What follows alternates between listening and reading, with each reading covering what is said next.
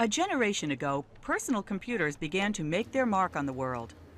It was the beginning of an incredible change in the way we do things. For people with disabilities, that change was even more profound. For the first time, people with disabilities, particularly people who are blind, had a chance to compete successfully using the computer. I found that computers opened up a whole new world, and I could get a lot of stuff in Braille.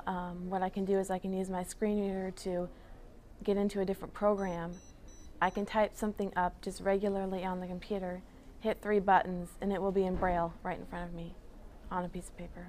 The program I use for speech helps me read everything that, like email, and if I look for information about something, it would tell me the results. They're talking about adaptive technology, software and hardware systems that assist computer and internet access for people with disabilities. The technology that we have available is appropriate for people with a wide range of sensory impairments. Everything for somebody with a minor hearing impairment, where we might do some captioning or special blinking on the screen, to somebody who's blind, who needs speech output, or maybe wants to incorporate speech output with speech input. People with sensory impairment are affected in the way they use vision, hearing, or touch.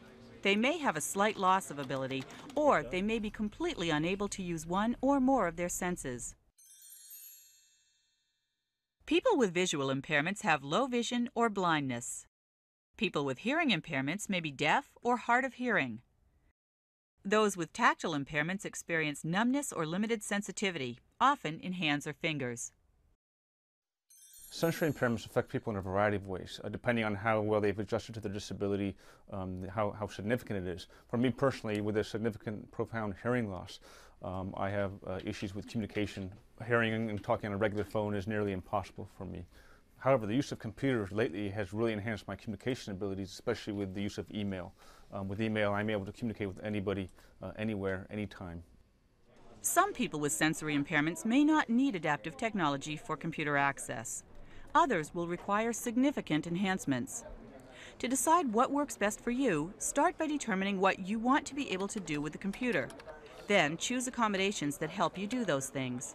It's absolutely vital that somebody with a disability be involved in the decision-making process when it comes to selecting their adaptive technology. They're the experts who know what they need, so it's imperative that they be part of evaluating what's going to be a successful solution. Adaptive technology has helped me out a great deal. I can get on the internet and access anything I want to with voice output on the computer, and it's just really helped me out a lot. We'll show you some of the computing tools that people with sensory impairments have used successfully. These are just some of the options. There are always other approaches to try, and new hardware and software are being developed all the time.